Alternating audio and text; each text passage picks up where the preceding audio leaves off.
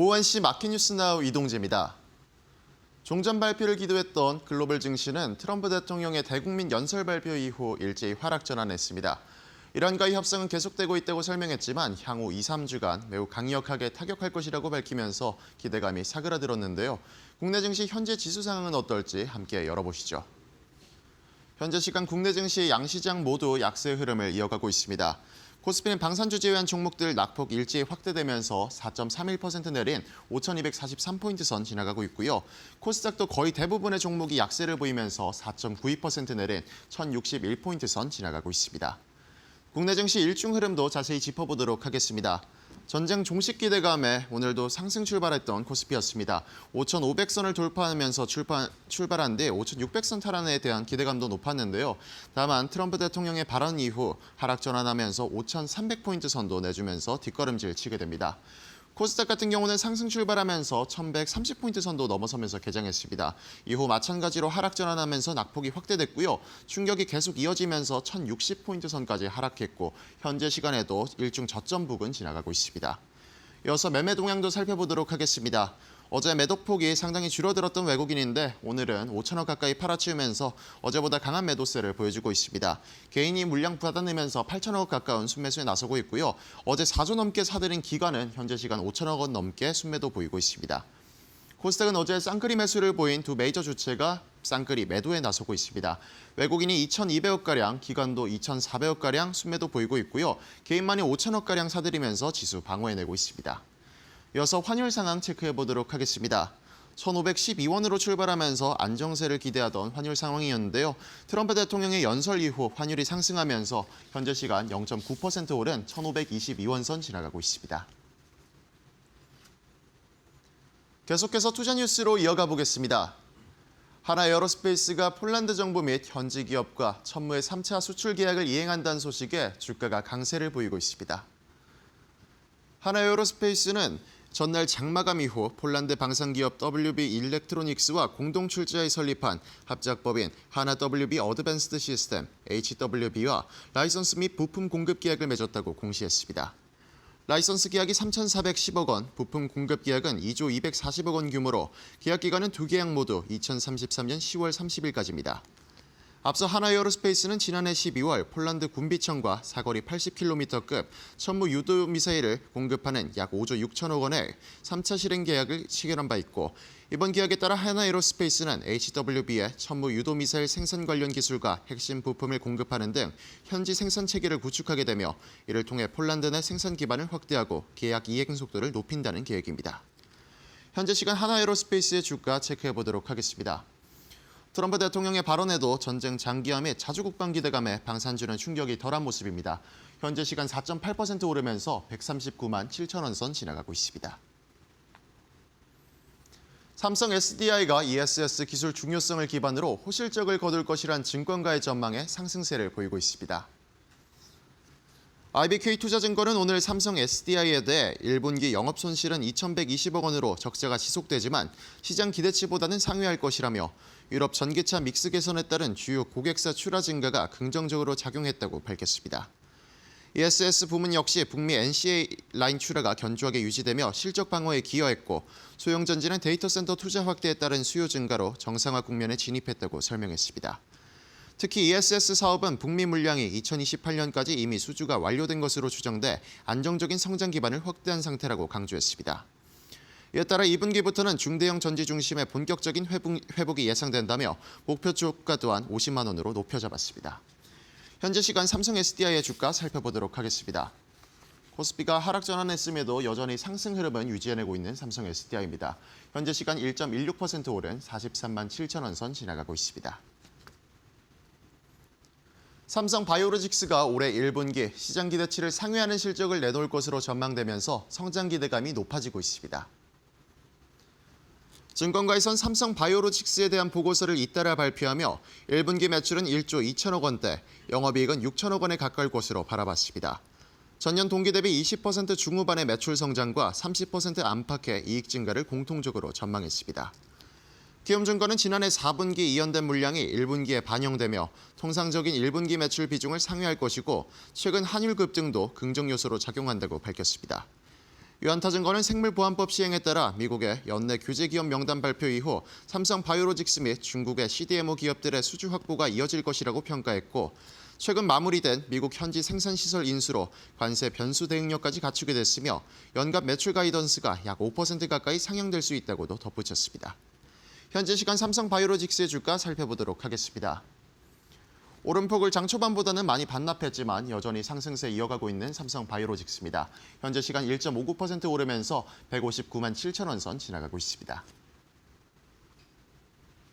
종전 기대감이 꺾이면서 엄청난 변동성을 보이고 있는 우리 시장입니다.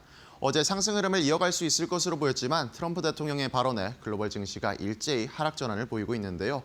그야말로 역대급 변동성 장세가 이어지고 있는 이번 주입니다. 이런 시장 상황 속에서 대처 방안과 맞춤 전략까지도 저희와 이어서 알아보시죠.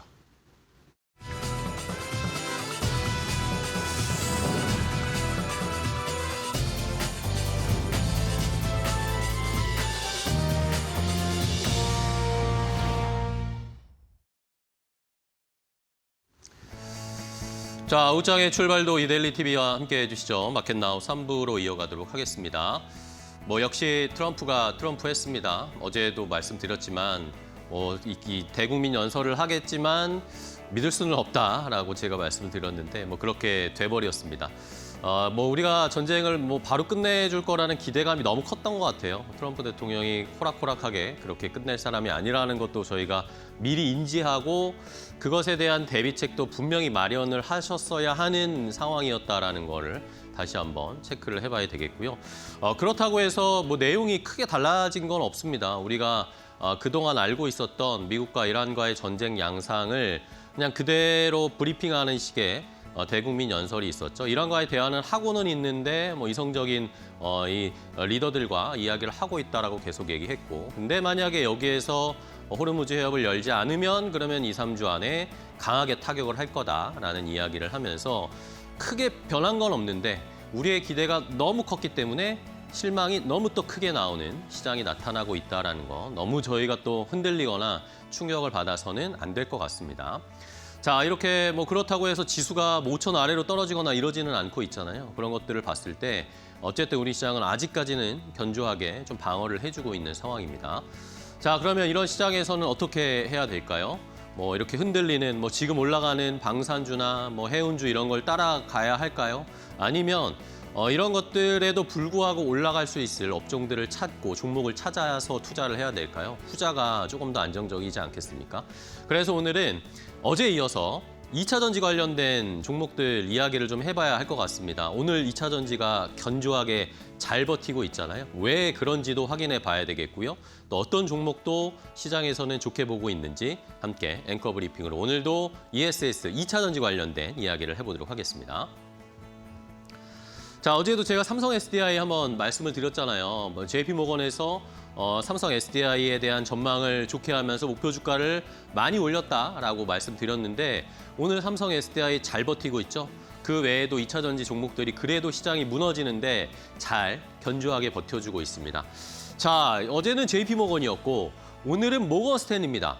자, 모건 스탠리에서 AI 전력이 중요하다라는 분석들은 여기저기서 나오고 있잖아요. 근데 이 AI 전력, 에너지 테마에서 이제는 국면의 전환이 나타나고 있다라고 그렇게 해석을 하면서 리포트를 발간했습니다.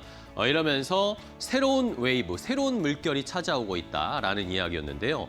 결론적으로 말씀을 드리면 AI가 지금 많은 에너지와 전력이 필요한 상황인데 처음에는 이걸 원전으로 충당해야 된다. 라는 그런 의견들이 지배적이었고요. 그 다음에는 그리드 인프라를 구축해야 되고 가스 터빈을 통해서 또 에너지를 얻을 수 있다. 이런 식으로 시선이 옮겨갔었잖아요. 그러면서 두산 에너빌리티가 가스 터빈 만든다. 우리 시장에서도 관심이 많았는데 그 다음에는 연료 전지를 어떻게 해야 되는가 이야기가 나오면서 이제 그 다음으로 모건 스탠리에서 강조하는 말은 이제는 에너지 저장 장치가 새로운 패러다임으로 부각되고 있다라는 결론이었습니다. 자, 왜냐하면은 가스터빈 같은 경우에는 공급망 이 제약 때문에 일개 적기에 가스터빈을 공급할 수 있는 요건이 잘 안 갖춰져 있다는 것이고 원전이 일단은 가장 중요한데 원전은 어쨌든 계속 말씀드리지만 시간이 걸리잖아요.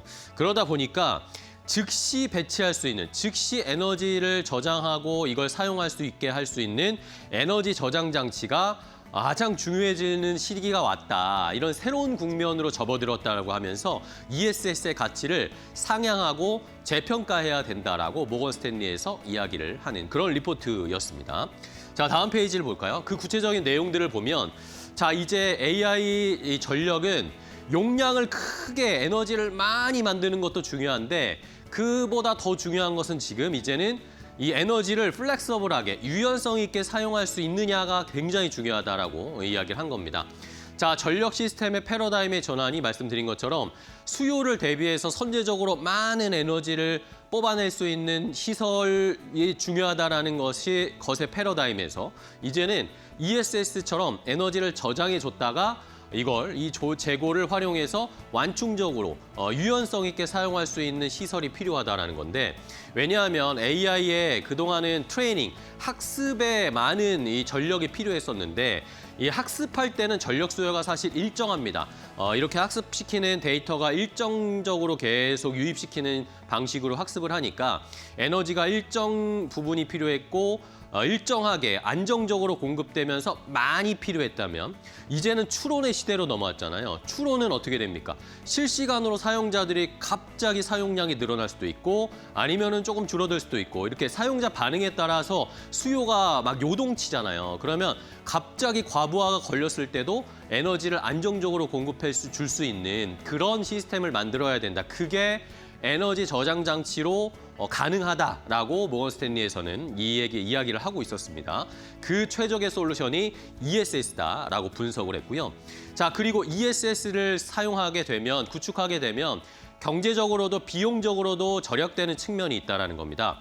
자, 이러면서 미국의 750억 달러 규모의 이 송전망 확장 프로젝트를 진행을 하는데 여기에서 만약에 ESS를 사용을 하게 되면 750억 달러의 돈이 들어가는데 그중에 한 10%의 비용을 절감할 수 있다. ESS를 사용하게 되면 그 전에 뭐 원전이나 이런 시스템을 구축하는 것보다 비용이 일단은 10%가량 절약이 될 수가 있고요. 그리고 지금 나트륨 이온 배터리도 상용화가 거의 임박해 있는 상황인데 요 나트륨 이온 배터리가 만약에 실제로 설치되고 사용이 되면 이게 효율이 좋기 때문에 결국에는 비용을 30%까지도 더 낮출 수 있다라는 그런 전망을 하고 있었습니다. 이러면서 ESS가 막대한 전력망 업그레이드를 할 때 비용이 많이 든다거나 아니면 시간이 오래 걸리고 투자가 지연된다거나 이런 것들을 축소해 줄 수 있는 좋은 조건 중에 하나가 ESS를 활용하는 것이다라고 주장을 하고 있더라고요. 그래서 이제는 ESS가 뭐 AI 데이터 센터 만들면 그냥 그 옆에 깍두기처럼 그냥 하나 만들어 놓는 부속 장치가 아니라 전력 시스템의 핵심 필수 요소, 필수 시스템이 될 것이다라고 하면서 ESS를 이제는 우리가 평가하는 걸 눈높이를 격상시켜야 된다라고 주장을 하는 내용이었습니다. 자, 이러면서 다음 페이지 보실까요? ESS의 시장 규모가 앞으로 폭발적으로 성장할 것이다라는 그런 전망도 내놨습니다. 2030년까지 전 세계에서 ESS 신규 설치 연평균 성장률이 30%, 매년 30%씩 성장률 투자가 늘어날 것이다라는 전망을 했고요. 글로벌 ESS 수요도 역시 작년에는 한 325기가와트시 정도였다면 한 5년 뒤에는 1200기가와트시까지 폭발적으로 수요가 증가하게 될 거다. 그러면 자연스럽게 ESS 투자, 여기에 돌아가는 돈, 이걸 만드는 기업들의 실적이 좋아질 것이다 라고 예상을 하는 거죠. 요 1200기가와트시 중에 데이터 센터, 그 ESS 안에서도 데이터 센터 관련 ESS 수요는 321기가와트, 한 3분의 1, 4분의 1 정도는 데이터 센터 관련 ESS가 차지할 것이다 라는 전망이었고요. 미국 쪽에서는 결국에는 계속 말씀드리는 데이터 센터 수요가 ESS의 성장을 견인할 것이고 중국 시장에서는 중국은 또 정부에서 정책적으로 지원해 주는 게 굉장히 많은 비용이 있잖아요. 그리고 재생에너지를 또 중국은 강력하게 사용하는 이런 게 연계가 되는 수요가 결국에는 미국, 중국 가장 큰 시장에서 ESS의 성장을 이끌어줄 거다라는 전망을 내놓았습니다. 그러니까 자연스럽게 ESS의 시장은 빠른 속도로 성장할 것이다라는 결론을 내릴 수 있겠죠. 자, 이러면서 모건 스탠리가 여러 가지 ESS 관련된 종목들, 우리나라뿐만 아니라 전 세계의 종목들을 한번 쫙 리스트업하고 어떤 종목들이 좋을까를 한번 포인트를 짚어줬습니다. 다음 페이지 보실까요? 자, 모건 스탠리가 보는 ESS의 핵심 수혜주, 핵심 종목들 크게 한 4가지 정도를 한번 가져와 봤습니다. 눈에 띄시죠? 일단 우리나라 LG 에너지 솔루션 나왔고요. CATL, 중국의 CATL은 이 ESS의 수혜를 결국에는 직접적으로 많이 받을 것이다라는 예상인데 미국 쪽에서는 아무래도 제약 때문에 좀 줄어들더라도 중국 내에서는 ESS 투자가 엄청나게 많을 거니까요. 2026년 그리고 내년까지 이익 성장률이 가파르게 증가할 것이고 이 나트륨 이온 배터리 상용화 때문에 아무래도 수혜를 CATL이 많이 받을 것이다라는 이야기였고 요 릴라이언스 인더스트리라는 회사는요, 인도 회사입니다. 인도에 상장돼 있는 회사이기도 하고요. 2026년 올해부터 100기가와트시 규모의 배터리 공장을 가동합니다. 이 회사가 사실은 뭐 석유나 이런 에너지 회사인데 이제는 배터리 공장도 가동을 하면서 ESS의 수혜를 받을 수 있을 거다라는 전망이었고요. 우리나라의 LG 에너지 솔루션도 모건 스탠리가 언급을 했습니다. 미국에서 ESS의 생산 용량을 이제 공격적으로 확대하고 있잖아요. 생산 라인을 ESS로 전환하고 있는 요 LG 에너지 솔루션이 결국에는 미국 쪽에서 시장에서 많은 수주나 물량들을 받을 수 있을 것이다라고 예상했고요. 작년에는 17기가와트시 정도의 수준이었다면 올해는 그거의 배 이상으로 많은 용량을 아마 담당하게 될 것이다라고 전망을 했습니다. 마지막으로는 재밌는 게 테슬라도 제시를 했어요. 테슬라가 뭐 전기차도 하고 우주도 하지만 에너지 사업도 하는 거 아시죠, 여러분들? 그러면서 에너지 부분의 총 매출 이익률도 급격하게 좀 개선될 것이다라고 전망을 하면서 2022년에 7%대였던 총 이익률이 올해는 28%대까지 급격하게 개선되면서 테슬라도 에너지 ESS 사업의 수혜가 될 수 있는 종목이 될 것이다라는 전망을 해줬습니다. 자, 시장이 매우 혼란스러운 상황인데요. 이것도 이겨낼 수 있는 업종이나 종목들을 잘 찾으셔야 할 것 같습니다. ESS 2차 전지 아직 들여다보지 않으셨다면 오늘 리포트 한번 잘 분석해 보시고 좋은 종목 찾아보시기 바랍니다. 앵커 브리핑이었습니다. 도널드 트럼프 미국 대통령이 호르무즈 해협 봉쇄 대응에 협조하지 않는 한국을 향해 강한 불만을 드러냈다. 1일 백악관 부활절 오찬에서 트럼프 대통령은 호르무즈 해협 관리는 유럽이나 한국이 하게 두자며 미국 단독 대응에 선을 그었다. 특히 트럼프 대통령은 한국은 우리에게 도움이 되지 않았다고 직격했다. 북한이라는 핵 위협 바로 옆 험지에 미군 4만 5천 명을 두고 있는데도 정작 필요한 군사적 협조에는 소극적이라는 주장이다. 다만 실제 주한미군 규모는 약 2만 8,500명 수준으로 트럼프 대통령 특유의 병력 수치 과장이 섞인 것으로 보인다. 트럼프 대통령은 한국뿐만 아니라 일본과 중국의 책임도 강조했다. 일본은 석유의 90%를 이 해협에서 가져온다며 주요 에너지 수입국들의 책임을 강조했다. 파병 요청에 응하지 않은 서운함을 주한미군 주둔과 연계하며 압박 수위를 높이는 모양새다. 트럼프의 안보 무임승차론이 다시 부각되면서 한미동맹 전선에 긴장감이 감돌고 있다.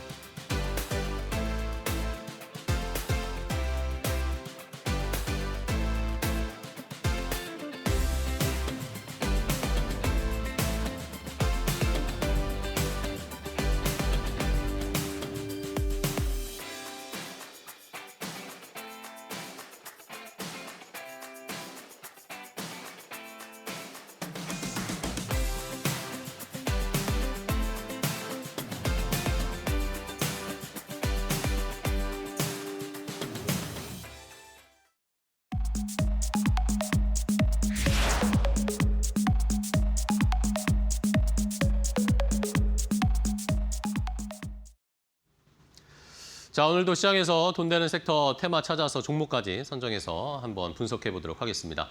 자, 오늘 돈 되는 섹터의 테마는 FR자산관리의 길건우 대표와 함께하겠습니다. 대표님 안녕하세요. 안녕하십니까? 네, 반갑습니다. 네. 자, 오늘 시장도 어렵지만 여기에서 또 돈 되는 거 찾아야죠, 저희는. 찾아봐야죠. 네, 어떤 섹터를 또 골라주셨을지. 첫 번째 돈 되는 섹터, 길건우 대표가 선택한 돈 되는 섹터 테마 바로 공개하도록 하겠습니다. 자, 첫 번째 섹터는 뭐 역시 오늘 방산주입니다. 어제 이제 이 트럼프 대통령이 오늘 이제 대국민 연설을 할 것이다라는 얘기를 했지만 뭐 이제 시장이 전쟁이 끝나든 안 끝나든 방산주는 계속 봐야 된다. 이런 분위기로 바뀌더라고요, 대표님. 방산주 오늘도 올라가는데 네. 지금이라도 공략을 해봐야 됩니까? 하는 게 맞으시고요. 왜냐면 최근에 그래도 방산주가 그 이란 사태 딱 벌어지고 나서 고점 한번 찍었다가 좀 쉬었습니다. 네네. 그러면 이제 이게 좀 쉬고 나서 언제 다시 올라가냐면 휴전 얘기 나오거나 조금 장기화 양상을 보일 때 아, 이제 더 기니까 이거 정말 사야 되겠구나라는 게 몰리면서 수급이 따라오거든요. 지금이 딱 이제 그런 자리다라고 이제 생각을 해보시면 좋을 것 같고 방산 같은 경우에는 저희가 얘기할 때는 항상 그 수주 잔고도 이야기를 하고요. 그다음에 앞으로에 대한 기대감 두 가지를 다 이야기를 하잖아요. 근데 숫자부터 얘기를 해본다라고 하면 괜찮아요. 매출 자체가 너무 좋죠. 왜냐하면 지금 불과 5년 전에 우리나라 방산 전체 4사 매출액이 3조 정도밖에 안 됐습니다. 그러니까 수출 정도만 이제 계산을 해본다라고 하면 근데 올해 예상액이 52조입니다. 와. 한 17배가 떴어요. 근데 이거는 단기간의 이슈가 아니라 5년, 6년 가는 시간 동안에 꾸준하게 올라가고 있는 거거든요. 그럼 이게 앞으로 이제 꺾일까 이런 걸 한번 고민을 해보셔야 되는데 꺾이지는 않을 것 같아요. 요즘에 그냥 전쟁이 이러지도 않잖아요. 다 장기화입니다. 러시아, 우크라이나 아직 안 끝났고요. 중동, 이란 지금 뭐 얘기는 하고 있지만 제가 볼 때는 그냥 서서히 조금 잠잠해지다가 좀 이렇게 지속되지 않을까라고 이제 개인적으로는 보고 있는데 쉽지 않은 게 이란 입장에서도 지금 완전히 휴전을 하기에는 애매한 구간이거든요. 그러면 이제 좀 잠잠해질 거예요. 그러면 제가 자주 하는 얘기인데 전쟁 안 일어나고 싶죠. 안 일어나고 싶으면 해야 될 거는요. 시작해서 서로 싸우는 게 아니고요. 아예 못 들어오게 하는 겁니다. 그쵸. 못 들어오게 하기 가장 좋은 게 군사력 증강. 그러면 당연히 뭐 유럽이나 뭐 미국이나 그다음에 우리나라 이런 데서 방산 무기를 수입을 해야 되는데 유럽이랑 미국 같은 경우에는요. 그 납기 맞추고 생산 능력 자체가 쉽지 않아요. 그렇다라고 하면 아마 앞으로 못해도 2, 3년 정도는 K방산이 더 이슈가 되지 않을까라고 이제 개인적으로 보고 있고요. 그다음에 미국 같은 경우도 어느 정도 한국을 거의 다 인정을 해준 것 같아요. 왜 그러냐면 이제 올해 기준으로 아마 RDPA라는 게 있습니다. 이게 뭐냐면 한미 국방상호 조달 협정이에요. 네. 이게 만약에 체결되잖아요. 그러면 우리나라 방산 제품이 미국 내에서 거의 미국산이랑 동등한 지위를 갖는 거거든요. 이거는 위상이 굉장히 높아졌다라는 거고요. 그렇죠. 이로 인해서 아마 북미와 그다음에 이제 다른 나라들, 다른 대륙들까지 아마 수출이 굉장히 많아질 것으로 예상되고 있어요. 그러다 보니까 보셔야 되는 거죠. 그리고 최근 들어서 보면은요. 지금 우주랑 방산도 많이 엮이잖아요. 그쵸. 이제 대표적인 게 뭐 하나 에어로스페이스, 하나 시스템 이런 친구들 많이 엮이는데 최근 들어서 뭐 러시아 우크라이나 전쟁, 이란 중동 사태를 겪으면서 아 이게 통신도 굉장히 중요하구나라는 것들이 많이 부각이 되는 것 같아요. 그러다 보니 이게 패키지로 많이 팝니다. 요즘은 K방산을 K3.0이라고 얘기를 해요. 그러니까 통합 솔루션 자체로 이제 제공을 해버리는 거죠. 그러다 보니까 앞으로 꺾일 일은 제가 볼 때는 거의 없을 것 같다라고 이제 개인적으로 보고 있어서 네. 꾸준하게 뭐 떨어질 때마다 보시는 게 맞을 것 같고요. 그다음에 위치상으로도 현재 뭐 방산 4사 같은 경우에는 부담되지 않은 가격대입니다. 네. 네, 좋습니다. 자, 여전히 뭐 당장 전쟁이 끝날 것 같지 않은 상황이고 뭐 미국이 빠져나간다 하더라도 여기저기서 지정학적 리스크가 계속 발생할 가능성이 높죠. 이런 것들을 봤을 때 방산주 꺾일 가능성은 크지 않다. 자, 그럼 종목들 체크해 볼까요? 뭐 대형 이 방산주들 한번 점검 좀 해보겠습니다. 네, 오늘은 이제 대형주로 우선 보겠습니다. 네. 왜냐하면 이제 시장에서 수급이 처음 들어올 때는 어찌됐건 대장주 위주로 들어오고 네네. 이게 굉장히 많이 찼을 때 다른 애들로 가니까 현재는 대형주를 보시는 게 맞을 것 같고요. 하나 에어로 같은 경우에는 크게 보면 유럽 공장 현재 이제 착공이 들어갔습니다. 그러다 보니까 현지화 많이 되고 있어요. 네. 그래서 아마 앞으로는 뭐 유럽 쪽에서 군비 증강을 하고 나토에서 이제 최소 국방비를 GDP의 2% 정도는 무조건 써야 된다라는 얘기들이 나오면서 아마 여기에 대한 수혜를 가장 많이 보지 않을까라고 이제 개인적으로 보고 있어요. 그래서 우주와 유럽을 보신다면 한화에어로를 보시는 게 맞습니다. 근데 이제 이뿐만 아니라 최근 들어서는요, 호주 쪽에 질롱에서 레드백 생산 공장도 지금 만들었거든요. 그러다 보니까 호주와 아시아권도 사실 좀 길게 보는 것 같아요. 예, 그 한화에어로 같은 경우에는. 그래서 나쁘지 않아 보이고요. LIG 넥스원이 아마 최근 들어서 그래도 어제 올랐고, 네, 엄청 올랐어요. 오늘 살짝 주춤하긴 하지만 어제 너무 많이 올라서 그런 것 같은데, LIG 넥스원은 이라크나 이쪽에 대한 것들도 사실은 최근 들어서 실전 배치가 되면서 자연스럽게 테스트가 되고 있는 것 같아요. 그렇죠. 어찌 됐건 보여주니까 앞으로 수주 걱정은 없을 것 같고, 근데 저는 이제 개인적으로 보는 거는 비공입니다. 네, 미국에서 테스트 통과했잖아요. 네. 네, 그래서 아마 앞에서 잠깐 RDPA 이야기했는데 요거 통과되면서 굉장히 빠르게 올해부터 아마 들어가지 않을까라고 이제 저는 개인적으로 보고 있어서 하반기 노려보셔도 좋을 것 같고요. 네, 그다음에 카이 항공우주도 굉장히 좋습니다. 네, 불과 얼마 전에 KF-21 양산식 시작했죠. 아마 올해부터 굉장히 많이 팔릴 것으로 예상이 되고 있고요. 그러다 보니까 최근에 주가가 그렇게 많이 빠졌음에도 불구하고 전반적으로 항공우주 같은 경우는 굉장히 촘촘하게 잘 버텼습니다. 오늘 같은 시장에서도 뭐 당연히 뭐 전반적으로 다 많이 빠지긴 했지만 그래도 고점 부분에서 버티고 있는 게 이런 기대감들을 조금 가지고 있다라고 생각해 보셔도 좋을 것 같고요. 그다음에 저희가 항상 기대감만 생각할 수는 없거든요. 네. 방산 4사들이 정말 실적과 올해 여러 가지들이 뒷받침이 되느냐도 한번 체크를 해보셔야 되는데 제가 오늘 이제 그 방산 4사 중에서 지금 딱 한 종목을 얘기를 안 했습니다. 네, 안 하셨죠. 그럼 네. 탑픽 현대 롯데. 맞아요. 네. 이유인즉슨 숫자로 바라봅니다. 왜냐하면 한화에어로가 올해 영업이익률 최대치가 15% 정도 돼요. 네, 그리고 LIG 넥스원이 뭐 비공에 대한 기대감도 있고 천궁2에 대한 뭐 실적 가시화도 있지만 그래도 10% 내외입니다. 네, 카이도 10% 이내예요. 근데 현대로템은요 올해 영업이익 예상치가 22%입니다.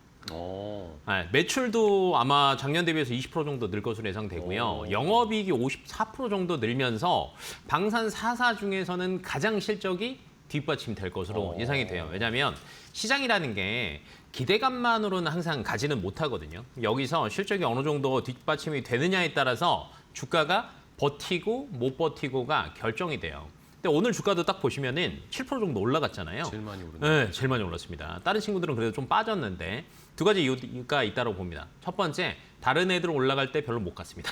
그렇죠. 두 번째는요, 실적 가시성이 조금 보이기 시작하는 것 같아요. 네, 그래서 아마 좀 어느 정도 다른 방산주들과 키 맞추기 충분히 들어갈 수 있는 자리이기 때문에 괜찮을 것 같고요. 영업이익률 제가 잠깐 얘기했지만 영업이익률이 높을 때는 항상 수요가 굉장히 타이트하게 뒷받침이 돼줘야 되는데 네. 현재 창원 공장 풀가동 중인데요. 캐파 2배 증설하면서도 풀가동 중이거든요. 네. 그러니까 당분간은 영업이익률 꺾이지는 않을 것 같습니다. 네, 그래서 지금 자리에 보시는 것도 저는 나쁘지 않을 것 같고요. 네. 현재가 20만 2천 원입니다. 근데 이제 고점이 27만 원 정도인데 1차로는 최근에 시장이 이제 수급이 너무 빨리 움직이다 보니까 23만 원 정도로 대응하시면 좋을 것 같고요. 그때 만약에 이제 뭐 이란 쪽 사태가 조금 진정이 됐다라고 하면 정고점 이상 네, 바라보셔도 좋을 것 같습니다. 네, 알겠습니다. 자, 이렇게 방산주 여전히 꺾이지 않고 계속 지정학적 이 리스크, 이 지정학적 이 국제 관계들이 계속 긴장감이 넘칠 것 같습니다. 그런데 실적이 받쳐주면서 또 앞으로의 기대감도 있는 아직 덜 오른 현대 로템을 탑픽으로 골라주셨으니까 한번 공략을 저희도 잘 해보도록 하겠습니다. 첫 번째 돈 되는 섹터 방산주 봤고요. 자, 다음 두 번째 돈 되는 섹터 길건우 대표의 선택을 또 확인해 볼까요? 두 번째는 뭔지 바로 공개하겠습니다. 자, 두 번째는 LNG 본행제 쪽을 좀 살펴보자라는 의견입니다. LNG도 이제 뭐 에너지 이야기가 계속 나오다 보니까 이제 미국에서는 뭐 LNG 우리 거 사가라 막 이제 트럼프 대통령이 또 이 기회를 노려서 그럼요. 세일즈하고 장사를 하는데 네. 뭐 LNG 쪽 본행제 어떻게 저희가 전략 짜면 좋을까요? 우선은 작년 대비해서 그 조선 쪽에서 가장 큰 변화가 뭐가 있냐라고 네. 생각을 해보신다라고 하면 작년에는 사실 LNG 선 수주가 별로였습니다. 그렇죠. 그러니까 발주 자체가 굉장히 적게 나왔고요. 근데 올해부터는 조금 늘어날 것으로 안 그래도 예상치가 나왔었어요. 그렇죠. 예. 그러니까 올해 뭐 맥스 미국 쪽에서만 거의 100척 나올 수도 있다라는 예상치가 나왔었는데 방금 전에 우리 호수 앵커가 이야기한 것처럼 세일즈 잘하는 것 같습니다. 너는 어차피 필요하지 않냐. 그러면 뭐 카타르 원래 사실은 러시아 우크라이나 전쟁 터지면서 카타르산과 미국산을 유럽에서 많이 수입을 했었는데 이런 사태가 벌어지면서 아마 이제 유럽 입장에서는 미국산을 늘릴 수밖에 없는 구간인 것 같고요. 그러니까요. 네. 그렇다라고 하면 북미에서도 사실은 LNG선 발주가 조금 늘어날 것으로 예상이 되고 유럽 쪽에서도 선사들이 LNG선 발주가 늘어날 것 같아요. 그리고 여러 가지 정황상 뭐 신재생 쪽은 사실은 꾸준하게 이제 밀 수밖에 없는데 바로 태양광 풍력으로는 못 가거든요. 그래서 LNG 수요는 무조건 기존보다는 많아집니다. 그럼 이걸 운반하는 운반선 같은 경우에는 당연히 늘어나는 거고요. 두 번째는 미국이 이제 갖다 더 팔아야 되잖아요. 그렇죠. 그러면 LNG 터미널도 열심히 만들어야 됩니다. 근데 LNG 자체가 굉장히 극초원 보관을 해야 돼요. 그러다 보니까 LNG 선에도 보냉제가 많이 들어가지만 LNG 터미널에도 많이 들어갑니다. 그래서 아마 양쪽에 대한 수혜를 다 볼 수 있지 않을까라고 예상이 되고 있고, 그다음에 저희가 항상 이제 숫자 이야기 하다 보면 앞에서 이제 방송에서 살짝 영업이익률 이야기한 네네네. 것처럼 공급보다는 수요가 굉장히 타이트해야 됩니다.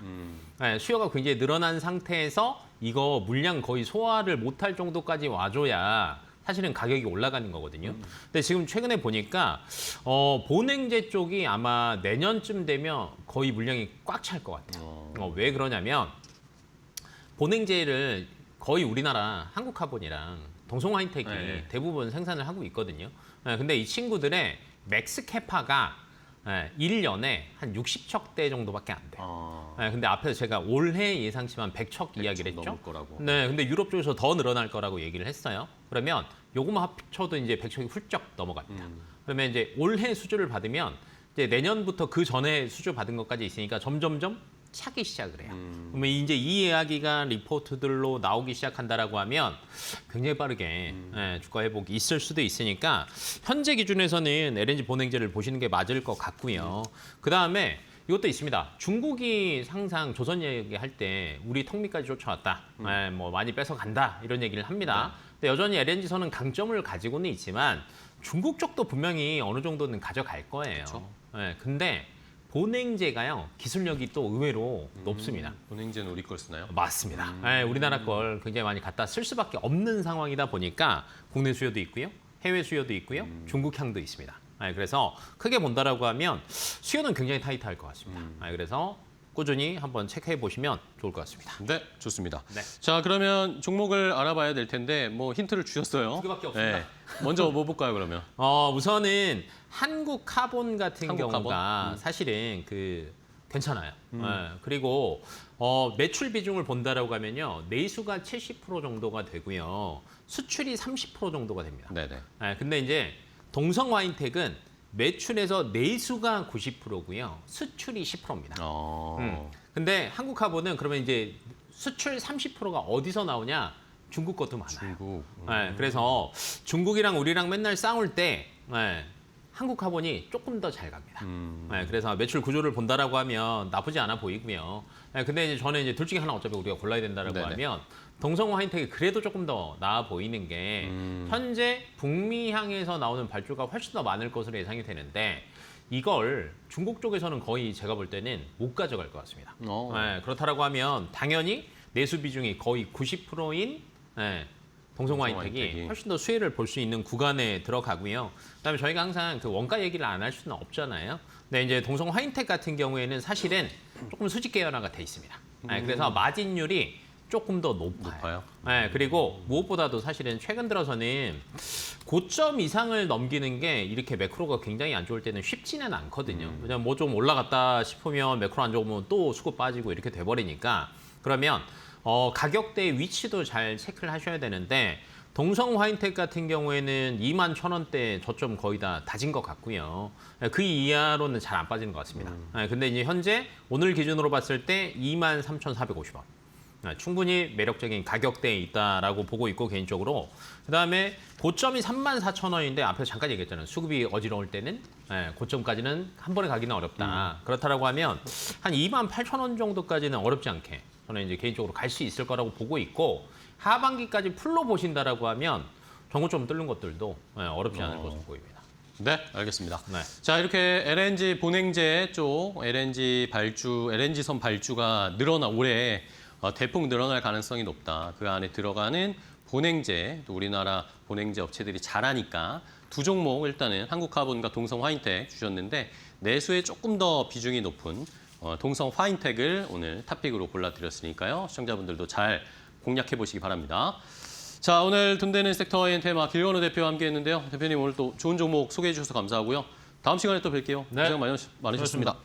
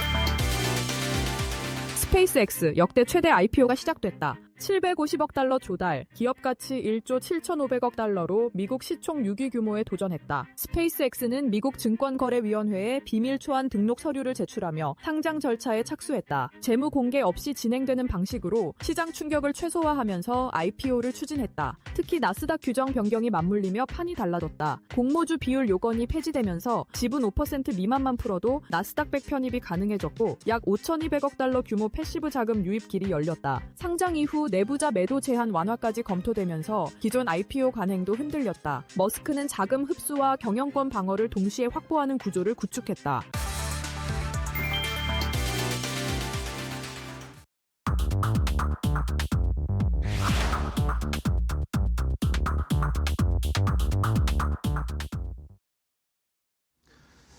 자, 마켓나우 3부 함께하고 계십니다. 시장이 오늘 실망감 때문에 여지없이 좀 무너지고 있습니다. 장 초반과 정반대의 양상이 지금 나타나고 있죠. 10시 구간 이후로 하락으로 전환이 되면서 지금 낙폭이 조금씩 더 깊어지고 있습니다.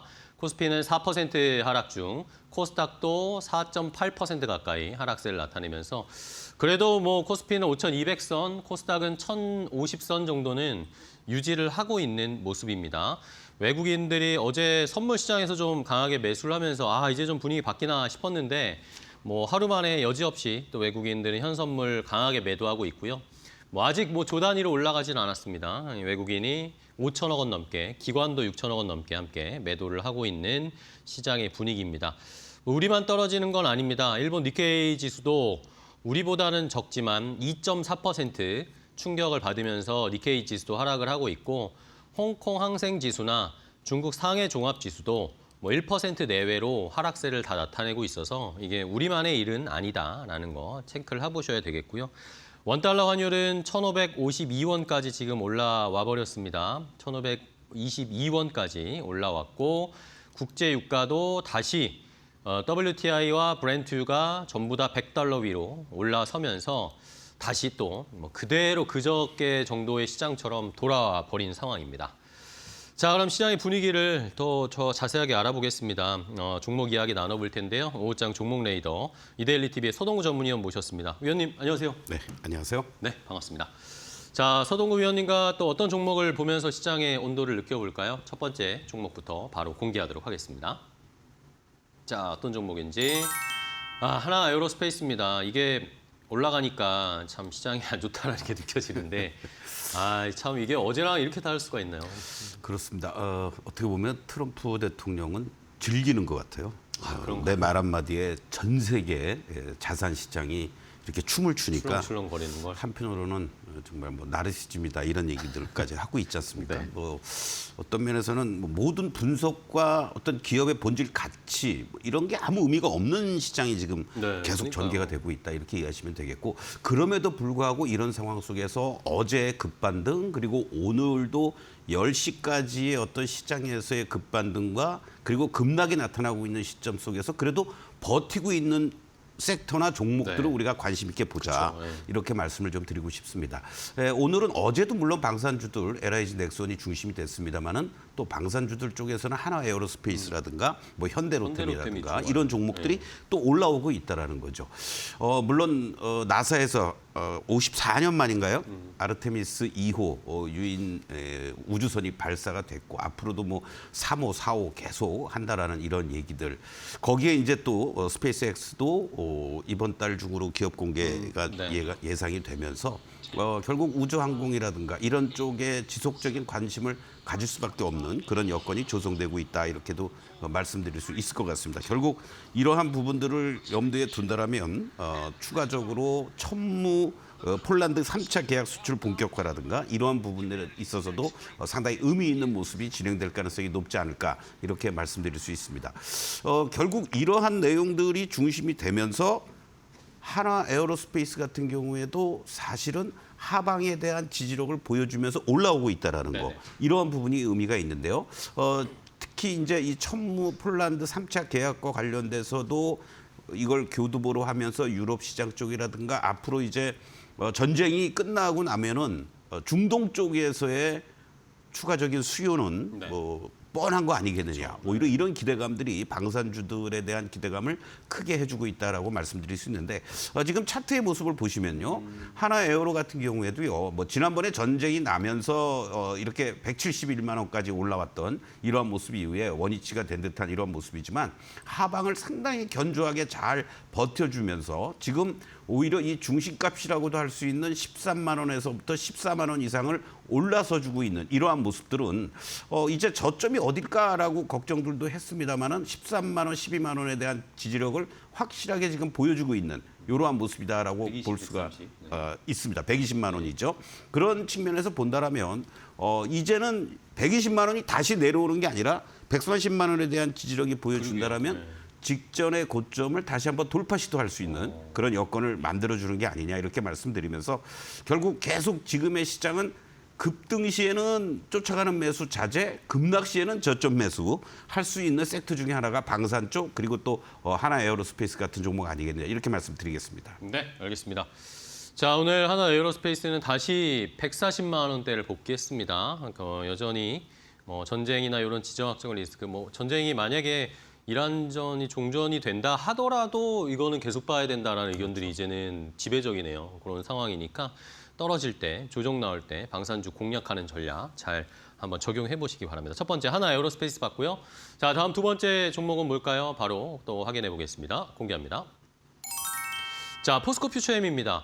오늘 방산주도 좋지만 방산주야 전쟁이 아직 끝나지 않을 거다라는 이야기 때문에 좋다는 건 당연히 이해가 되실 텐데 2차 전지가 이번 주에 잘 버텨요. 그렇습니다. 네. 지난 시간에는 여러분들께 이제 LMF를 네네. 지난주에 말씀을 드렸고 그리고 오늘 이제 또 포스코 퓨처엠 소재단에서 이제 말씀을 드리는데 여러 가지 면에서 대체제 그리고 또 정부의 어떤 추가적인 정책에 대한 기대감들 네네. 이런 부분들이 어우러지면서 이번 시장의 급락과 급등하는 장세 속에서 나름대로 주도 섹터로서 부상될 수 있는 여건을 지금 만들어주고 있다. 그러니까요. 이런 쪽에 좀 포커스를 맞추면 좋을 것 같습니다. 특히 포스코 퓨처엠 같은 경우 국내 유일하게 양극재, 음극재를 다 생산하는데요. 이 국내 유일의 대규모 천연 흑연 음극재 생산을 통해서 중국 의존도를 탈피하는 이러한 부분들이 중요한 핵심 아니겠느냐라고 볼 수 있습니다.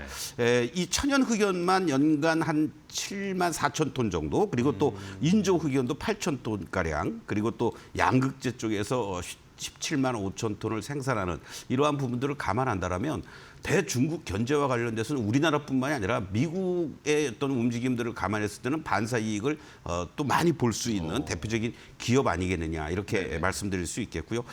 이 작년에 영업이익 204억으로 이제 흑자 전환을 했죠. 물론 뭐 700% 이상 급증해 준 거는 거꾸로 얘기하면 2024년도에 너무 안 좋았으니까. 한 자리 숫자 영업이익이었으니까 사실은 올해부터가 이제 진짜 아니겠느냐. 네네. 그래서 올해도 794억 정도 2025년 대비한다면 한 289% 이상 증가할 것으로 예상이 되면서 꾸준하게 우상향할 수 있는 그런 여건을 만들고 있다라는 것들을 염두에 둘 필요가 있겠습니다. 지금 일봉의 모습을 보시면요.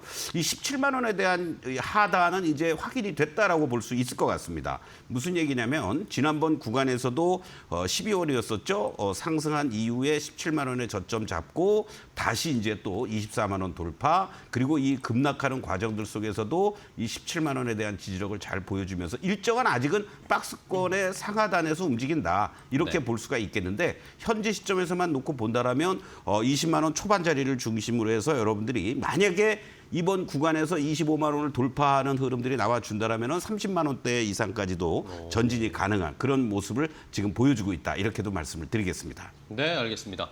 자, 이렇게 2차 전지주들이 오히려 전쟁을 기점으로 해서 또 평가들이 달라지고 있어요. 뭐 시장의 분위기 자체도 그렇고 뭐 석유에 의존하는 에너지를 좀 분산해야 된다라는 취지도 있었고 중요한 건 올해 이제 기업들이 대부분 실적이 많이 개선될 거다라는 이런 모멘텀이 잘 지금 어우러지고 버무러지고 있습니다. 2차 전지 포스코 퓨처엠 오늘 선방하고 있는 종목까지 확인을 해봤습니다.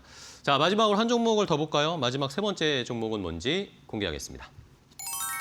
자, SPG입니다. 오늘 뭐 사실 AI나 이런 쪽은 다 무너지고 있기 때문에 로봇주들도 많이 빠지는데 그 안에서 SPG는 그래도 하락폭이 매우 적고 잘 로봇주 안에서는 또 견조하더라고요. 그렇습니다. 네. 이 부분은 이제 중간중간에 뭐 많은 분들이 저도 마찬가지입니다만 로봇 관련주 중에서 이 감속기라는 부분에 있어서의 경쟁력, 기술력 그걸로 인한 어떠한 안정적인 실적 호조세 네네. 이런 부분들이 계속해서 부각이 되고 있다라고 보시면 좋을 것 같습니다. 뭐 대표적으로 로봇이라든가 반도체 장비용 등 이런 유성 감속기 또는 정밀 감속기를 생산하는 국내 유일한 업체다라고 보시면 좋을 것 같고 우리가 실적과 관련된 부분을 감안했을 때 가장 최근 2021년 이후부터 현재까지 한 150억에서 250억 사이의 영업이익을 꾸준하게 내고 있다라는 거. 이 부분이 상당히 주가의 어떤 견조함을 뒷받침해 줄 수 있다라고도 볼 수 있을 것 같습니다.